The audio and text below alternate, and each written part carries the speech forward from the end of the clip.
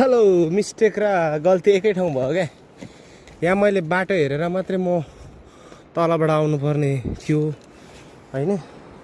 बाटो नहेरिकन एकैचोटि आएको थिएँ म।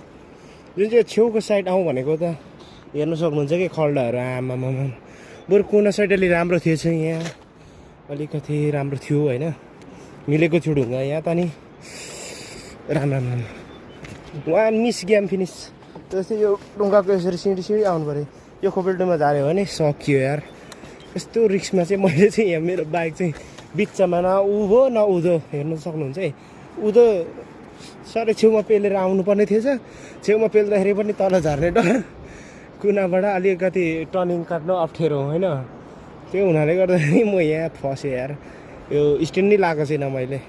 त्यो स्ट्यान्ड लाख र नलाएको एउटै हो। यो ढुङ्गाले हल्जाको हेर्नु सक्नुहुन्छ दुइटा न। यसलाई अलिकति अब ब्याक तानेर फेरि पनि स्टार्ट गरेर तलबाट ल्याउनु पर्ने हुन्छ है त। एकदमै गाह्रो भयो है। त्यो माथि एक्लै छु। हस्, थ्याङ्क यू सो मच।